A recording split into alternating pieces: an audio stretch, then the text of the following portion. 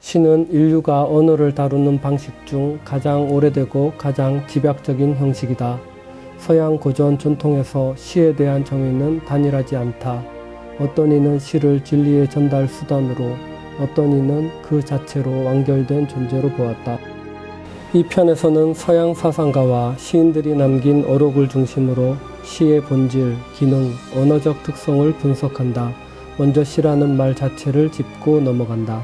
시는 한자로 헝라 쓴다. 말씀 언변의 절사를 합친 글자다. 언어로 마음의 뜻을 사원에 모시듯 정제에 담는다는 구조가 이 글자 안에 들어있다.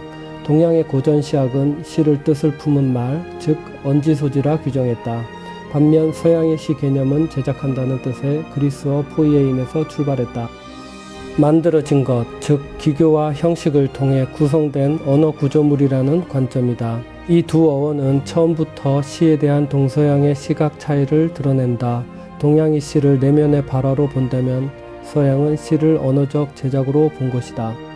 시의 본질에 관한 논의에서 가장 날카로운 입장 중 하나는 보들레르가 남긴 것이다.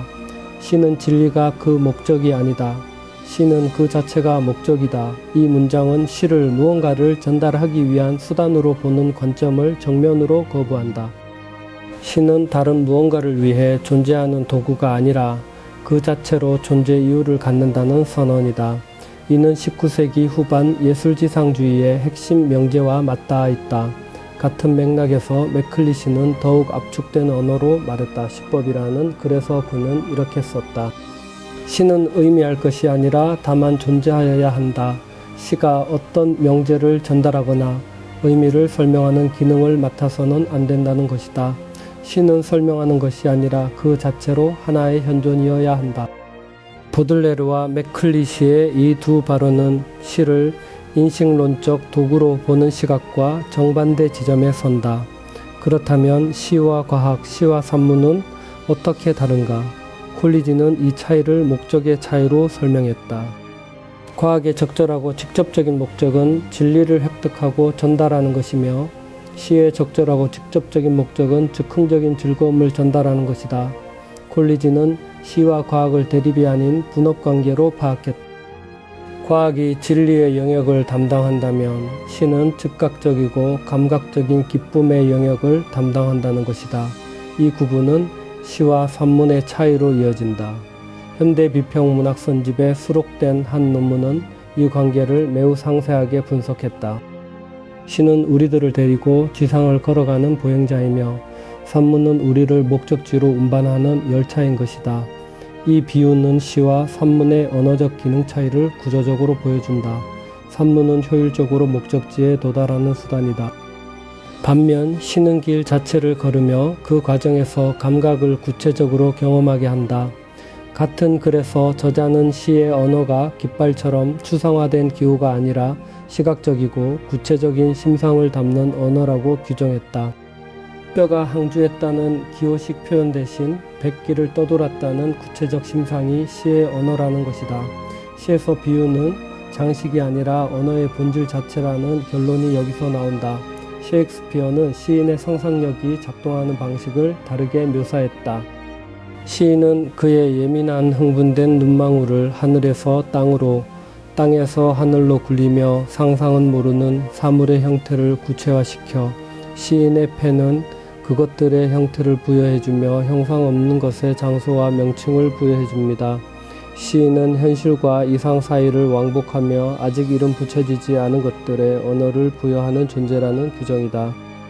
이 관점에서 시는 단순한 감정의 표출이 아니라 미지의 것을 언어로 포획하는 창조적 행위다. 머클리는 이 창조적 기능을 더 간결하게 정의했다. 시란 어휘를 사용하여 상상력 위에서 하나의 환상을 산출해내는 예술을 의미한다. 여기서 핵심어는 상상력과 환상이다.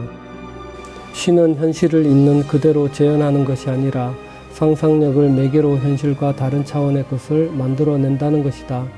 투르게네프는 소설 루진에서 시의 범위를 훨씬 넓게 잡았다. 시는 신의 말이다. 그러나 시는 반드시 운문 속에만 있는 것이 아니다. 시는 곳곳에 충일한다. 미와 생명이 있는 곳에 시가 있다. 시를 운문이라는 형식에 한정하지 않고 아름다움과 생명력이 있는 모든 현상으로 확장한 것이다. 이 관점에서 시는 특정 문학 장르가 아니라 존재 방식의 일종이 된다. 실러는 시가 어떻게 수용되어야 하는지를 말했다. 시란 냉랭한 지식의 영역을 통과해서는 안 된다. 시란 집중해서 우러나오는 것이기 때문에 곧바로 마음에 통해야 한다. 시는 분석적 지성을 거치지 않고 직접 내면에 도달해야 한다는 것이다. 이는 시가 논증이 아닌 직접적 감흥을 원리로 작동한다는 주장이다. 클로델은 시의 형식적 특성에 주목했다. 한 줄의 글자와 공백으로 구성되는 식기는 인간이 삶을 흡수하고 명확한 말을 되찾아내는 이중의 작용을 한다. 시의 행과 행 사이 공백은 단순한 여백이 아니다. 삶을 받아들이고 그것을 언어로 다시 정제하는 두 방향의 운동이 시의 구조 자체에 내재한다는 분석이다. 아놀드는 시의 사회적 기능을 언급했다. 시란 본질적 면에서 인생의 비평이다. 이 한 문장은 시를 미적 오락이나 감정 표현으로만 보는 시각을 넘어선다. 시는 인간의 삶 전체를 대상으로 하는 비평적 행위라는 것이다. 이 관점에서 시인은 미적 창조자이기 이전의 삶의 비평가다. 보들레르는 시의 저항적 기능도 주목했다. 감옥에서는 시는 폭동이 된다. 병원의 창가에서는 배옥에 불타는 희망이다. 시는 단순히 확인만 하는 것이 아니다. 재건하는 것이다. 어디에서나 시는 부정의 부정이 된다. 이 발언에서 시는 현실에 순응하는 언어가 아니라 현실의 부당함에 맞서는 언어로 규정된다. 부정의 부정이라는 표현은 시가 부조리한 현실을 거부함으로써 더 나은 가능성을 열어젖히는 역할을 한다는 뜻이다. 끝으로 슐레겔은 고대의 시와 근대의 시를 대비시켰다. 고대인의 시는 소유의 시며 우리들의 시는 동경의 시다.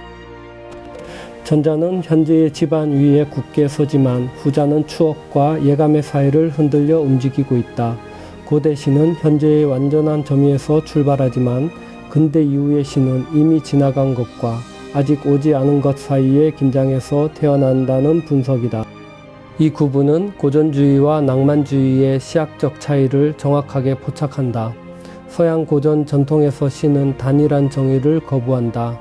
진리의 매개도 아니고 쾌락의 도구도 아니며 삶의 비평이기도 하고 저항의 언어이기도 하다. 그 모든 관점이 공유하는 하나의 전제는 시가 일반적인 언어 사용과 근본적으로 다른 방식으로 작동한다는 것이다. 맥클리시의 말이 이를 가장 간결하게 요약한다. 시는 의미할 것이 아니라 다만 존재하여야 한다. 동양이 시를 마음의 발화로 보고 서양이 언어의 제작으로 보았으며 투르게네프가 시를 신의 말이라 부른 그 통찰들은 모두 인간의 언어가 존재의 근원에 닿으려는 갈망을 가리킨다. 태초에 말씀이 계시니라. 이 말씀이 하나님과 함께 계셨으니 이 말씀은 곧 하나님이시니라. 요한복음 1장 1절의 이 선언은 언어가 단순한 도구도 장식도 아니라 만물을 지으신 창조의 말씀에서 비롯되었음을 증언한다. 시가 형상 없는 것에 이름을 부여하는 창조적 행위라는 셰익스피어의 말은 말씀으로 세계를 부르시고 존재하게 하신 그분을 어렴풋이 비추는 그림자인 셈이다.